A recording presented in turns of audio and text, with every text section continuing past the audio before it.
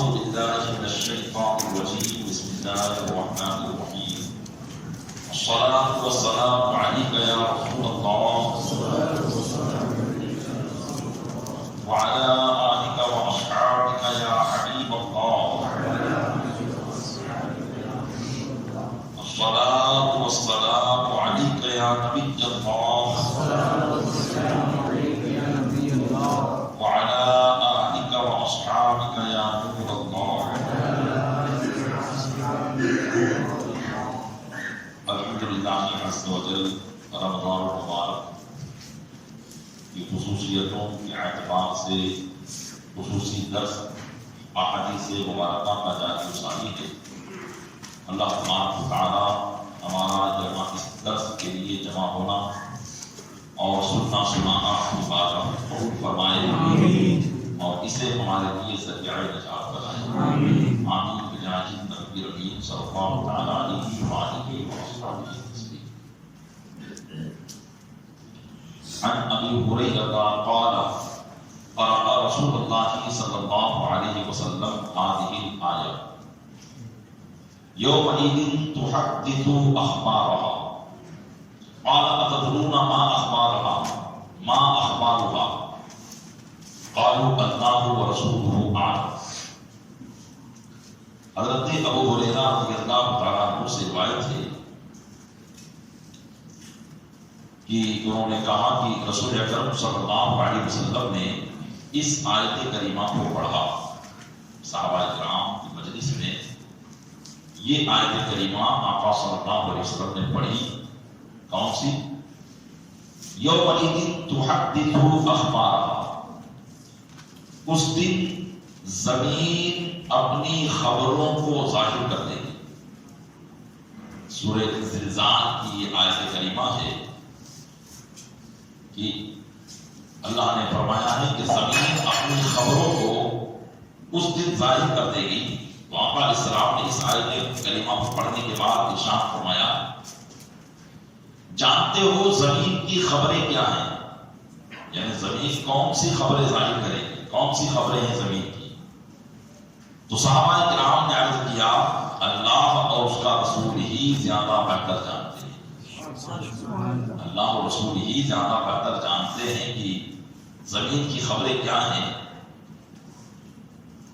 تو آقا علیہ السلام نے ارشاد فرمایا قال فإن أخبارها أن تشهد على كل عبد وأمة بما عمل على ظهرها أن تقول عمل عليك كذا وكذا يوم كذا وكذا.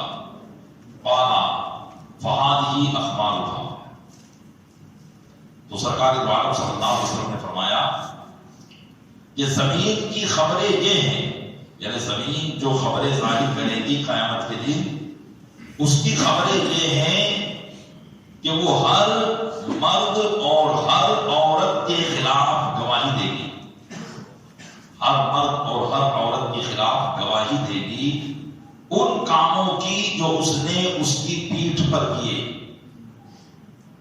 وہ یہ کہیں گے کہ فلاں بن فلاں نے فلاں فلاں دن مجھ پر فلاں فلاں کام کیا تھا. اللہ کی بارگاہ میں زمین ان باتوں کی خبر قیامت کے دن پیش کرے گی. کسی کی موافقت میں پیش کرے گی اور کسی کی مخالفت میں پیش کرے گی. بندوں نے اگر نیک کام کیا ہے زمین کے جس خطے پر، ہم نے جس خطے پر زمین کی نماز پڑھی، جس خطے پر ہم نے صدقہ کیا، جس خطے پر ہم نے کسی کی مدد کی، زمین کے جس حصے پر جو نیک کام ہم کریں گے، زمین کا وہ حصہ اللہ کی بارگاہ میں کل گواہی دے گا کہ مولا تیرے اس فلاں بندے نے مجھ پر یہ کام کیا تھا. یہ زمین کو اللہ تبارک و تعالی اس دن سوال عطا فرمائے گا. اور اگر کسی نے گناہ کا کام کیا تھا زمین کے کسی حصے پر، تو زمین کا وہ حصہ اللہ کی بارگاہ میں اس کے خلاف گواہی دے گا کہ مولا اس فلاں نے میرے اوپر زنا کیا تھا، بدنگاہی کی تھی، فلاں بندے نے فلاں دن میرے اوپر چوری کیا تھا، کسی مسلمان پر ظلم کیا تھا، کسی کو ناحق ستایا تھا، اس نے یہ جھوٹ کہا تھا، اس نے جو ہے رشوتیں کھائی تھی، اس نے لوگوں کے حق دبائے تھے، یہاں تک کہ جس زمین کے جس حصے پر آدمی نے جو کام کیا ہوگا اس کے خلاف زمین کا وہ حصہ اللہ عز و جل کی بارگاہ میں گواہی دے گا۔ اور اللہ فرماتے ہیں کہ زمین کی بیچ یہ عام ہے، چاہے زمین کے اوپر ہو، حقیقتاً جیسے ہم ابھی زمین کے اوپر ہی بیٹھے ہوئے ہیں، چاہے فضا میں ہو، کہ کوئی ہوائی جہاز میں بھی بیٹھ کر اگر غلط کام کر رہا ہے تو وہ بھی زمین ہی پر ہے، کیونکہ فضا بھی تو زمین پر ہے، چاہے وہ پانیوں میں ہو، غرض کی جس جگہ پر وہ جو کام کرے گا اللہ کی بارگاہ میں یہ زمین کا وہ حصہ اس کے خلاف گواہی دے گا۔ پیارے اسلامی بھائیوں، یقیناً یہ آیت کریمہ ہمیں جھنجھوڑ دینے والی آیت کریمہ ہے کہ رسول اکرم صلی اللہ علیہ وسلم نے بھی اپنے صحابہ کے درمیان اس کو پڑھ کر سنایا۔ یقیناً بزرگان دین علیہ الرضوان پر ان باتوں کا بڑا گہرا اثر ہوا کرتا تھا۔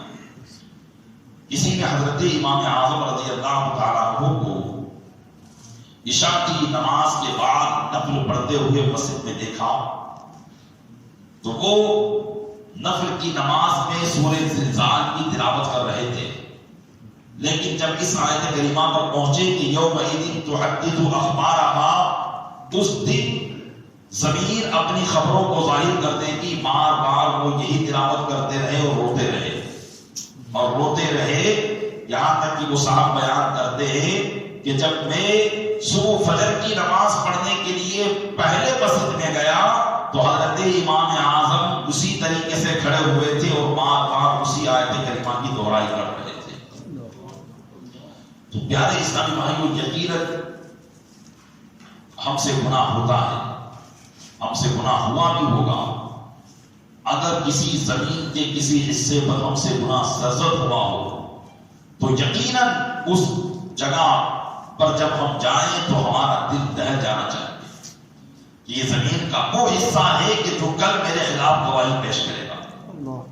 ہمیں اگر دنیا کے اندر کوئی انسان گناہ کرتے دیکھ لے تو ہم جب بھی اس کے سامنے جائیں گے شرمائیں گے کہ یہ آدمی میرے عیب جانتا ہے۔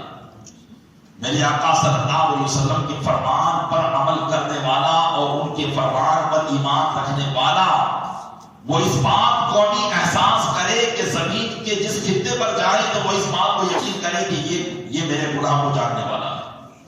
ایک بزرگ علیہ رحمہ تھے جو ایک مرتبہ اپنے ساتھیوں کے ساتھ کسی راستے سے گزر رہے تھے کہ ایک مقام پر پہنچے تو اچانک بے ہوش ہو کر گر گئے۔ ساتھیوں نے پانی ڈال کر ان کو ہوش میں لانے کی کوشش کی تو ساروں قطار رو رہے تھے۔ ان سے جب پوچھا تو انہوں نے بتایا کہ ایک مقام، اس مقام پر میں فلاں دن یہاں آیا تھا تو مجھ سے ایک گناہ سرزد ہو گیا تھا۔ جب اس مقام پر میں واپس پہنچا تو مجھے یہ یاد آ گیا کہ یہ زمین کا خطہ تو میرے خلاف گواہی پیش کرے گا، تو اس خوف سے میرے دل میں کپکپی طاری ہوئی اور میں بے ہوش ہو کر گر گیا۔ تو پیارے اسلامی بھائیوں، یقیناً گناہ کرتے وقت ہم یہ نہ سمجھے کہ ہم اکیلے ہیں۔ ہم اپنے جسم کے جس حصے سے گناہ کر رہے ہیں اللہ کی بارگاہ میں جسم کا وہ حصہ گواہی پیش کرے گا۔ قرآن کریم نے ہاتھوں کا بھی ذکر کیا، پیروں کا بھی ذکر کیا کہ بندہ جب اللہ کی بارگاہ میں جھوٹ بولنے کی کوشش کرے گا اللہ ارشاد فرماتا ہے الیوم نختم علی افواہہم، ہم ان کے منہ پر تالے لگا دیں گے، وتکلمنا ایدیہم، اور ہم ان کے ہاتھوں سے بات کریں گے، وتشہد ارجلہم بما کانوا یکسبون، اور ان کے پیر گواہی دیں گے ان کاموں کی جو وہ کرتے تھے۔ تو یہ جسم کے اعضاء ہمارے خلاف گواہ ہوں گے، تو ہم گناہ کرتے وقت یہ نہ سوچیں کہ ہم اکیلے ہیں، بلکہ یہ ہمارے جسم کے اعضاء، یہ اطراف، یہ زمین کے حصے، یہ سب ہمارے گناہوں پر گواہ بنتے چلے جا رہے ہیں۔ اللہ تبارک و تعالیٰ اس حدیث پاک کی حقیقت اور اس آیت کریمہ کی حقیقت ہمیں سمجھنے کی توفیق عطا فرمائے، اور گناہ کرتے وقت کاش یہ آیت اور یہ حدیثیں ہمیں یاد آ جائیں، تاکہ ہم گناہ اگر تنہائی میں کر رہے ہیں تو یہ نہ سمجھیں کہ ہم تنہا ہیں، بلکہ یہ یاد آ جائے کہ یہ زمین کہیں گواہ نہ بن جائے، اور پھر ہم اس جگہ پر بجائے گناہ کرنے کے نیک کام کر بیٹھے۔ اللہ تبارک و تعالیٰ ہم سے ایسے ہی کام لے۔ درود پاک پڑھیں، اللہم صلی علی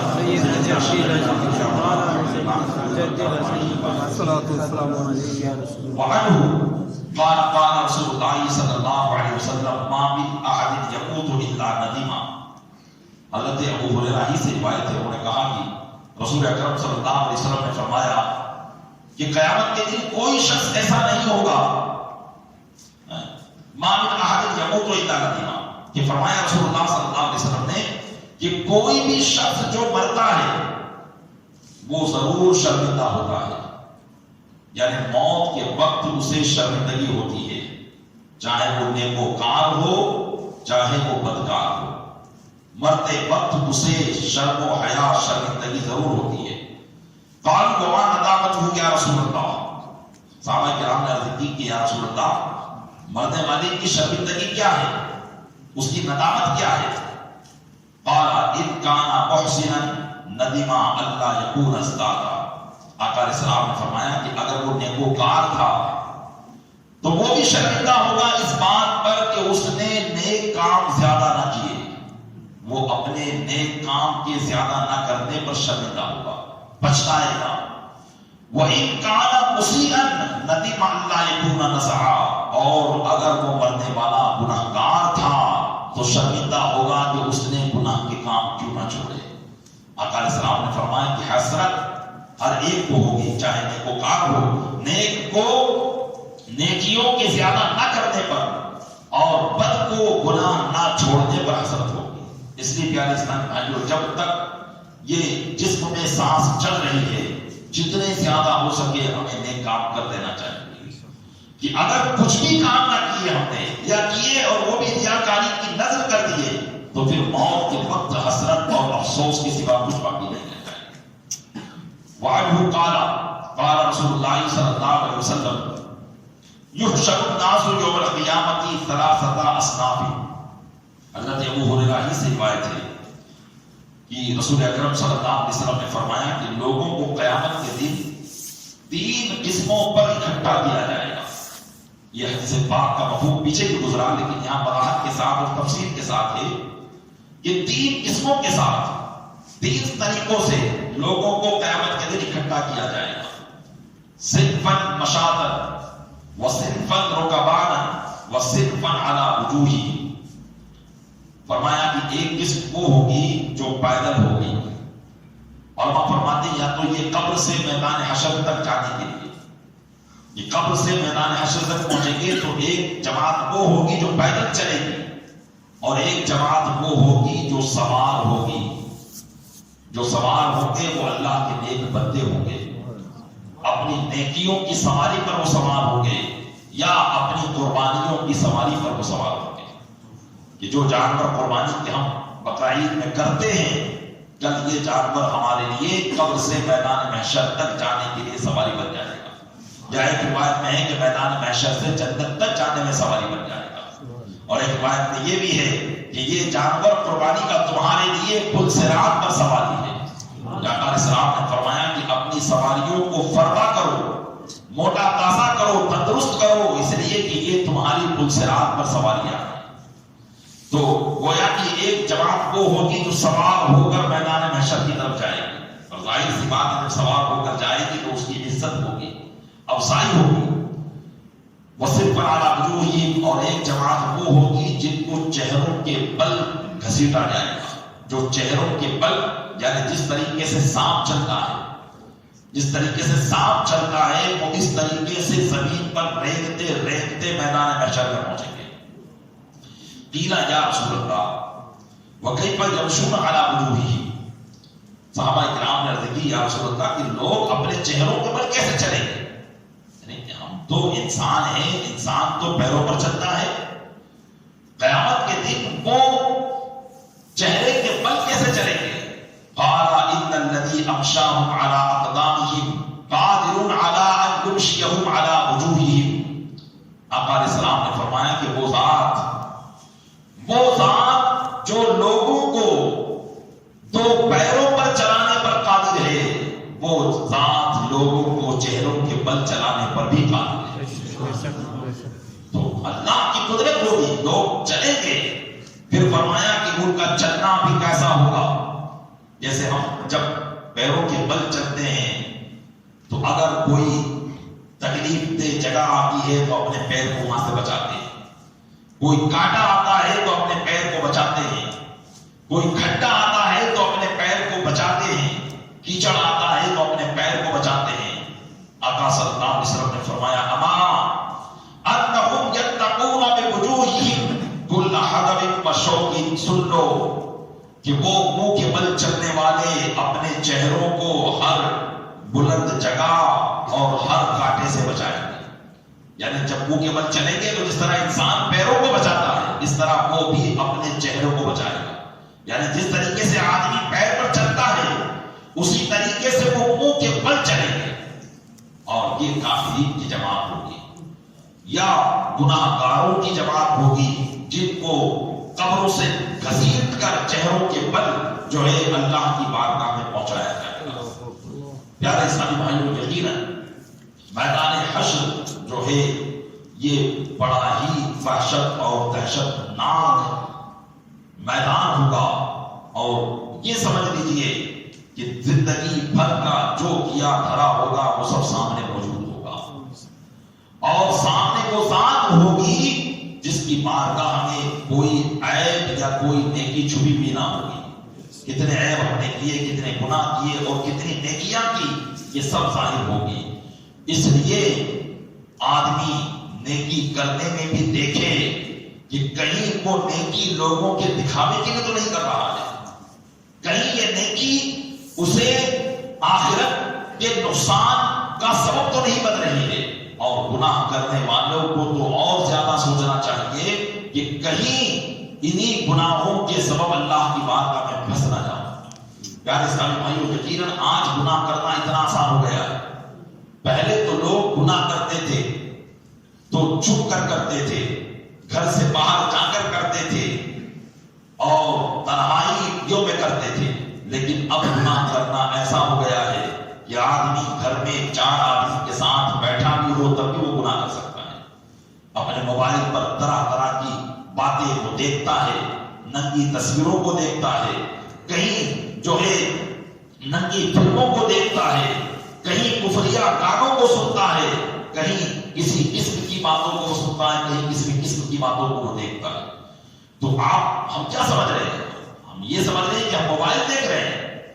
یقیناً ایک مسلمان کا کسی غیر محرم کو اس کے چہرے کو دیکھنا جب جائز نہیں ہے شہوت کے ساتھ، تو پھر اس کے جسم کے دیگر اعضاء کو دیکھنا کیسے جائز ہو جائے گا؟ آج بہت سے نوجوان ایسے ہیں جنہوں نے اسی کے پیچھے اپنی زندگیاں برباد کر دی ہوگی اور وہ یہ سوچ رہے ہوں گے کہ ہمیں کوئی دیکھ نہیں رہا ہے. ہم لوگوں کے درمیان تو بہت نیک گنے جاتے ہیں، بہت سیدھے سادے گنے جاتے ہیں، بلکہ ایسا لڑکا، ایسا نوجوان جو کسی کو کچھ کہتا نہ ہو اور چپ چاپ موبائل لے کر ایک کونے میں بیٹھا رہتا ہو تو لوگ اس کو بہت نیک سمجھ رہے ہوتے ہیں، یہ بیچارہ کچھ کرتا نہیں ہے. لیکن ایسے ہی لوگ بسا اوقات بڑے بڑے گناہوں کے اندر مبتلا ہوا کرتے ہیں. اس لیے پیارے اسلامی بھائیوں، اس باتوں کو ہمیں سوچنا اور سمجھنا چاہیے کہ اللہ عز و جل کی بارگاہ سے ہم چھپ کر کہیں نہیں جا سکتے. اگر ہم گناہ کرنا چاہتے ہیں تو اس کی ملکیت سے نکل جائیں. ایک شخص ایک عالم دین کی بارگاہ میں گئے اور پوچھا کہ حضور بہت کوشش کرتا ہوں کہ گناہ نہ کروں لیکن گناہ ہو ہی جاتا ہے. تو اس بزرگ عالم دین نے فرمایا کہ اب اگر کبھی گناہ کا ارادہ تمہارے دل میں پیدا ہو تو اللہ کی کائنات سے باہر نکل کر گناہ کرنا. وہ شخص کہ دل میں جب گناہ کا ارادہ پیدا ہوا تو وہ گھر سے باہر نکلا اور چلتا چلا جا رہا تھا کہ میں یہ گناہ کروں، لیکن وہ تھک ہار گیا کیونکہ ساری کائنات اللہ کی ہے. وہ کہاں جا کر گناہ کرے گا؟ آخرکار چند دنوں کے بعد عالم صاحب کی بارگاہ میں آ کر اس نے اس بات کا اعتراف کیا کہ الحمدللہ اپنے گناہوں سے باز آ گیا. سبحان اللہ. پیارے اسلامی بھائیوں، اگر کوئی گناہ کا دل میں گناہ کا ارادہ پیدا ہوتا ورنہ نہ کرے کہ ارادہ پیدا ہو، ارادہ پیدا ہوتا ہو تو ہم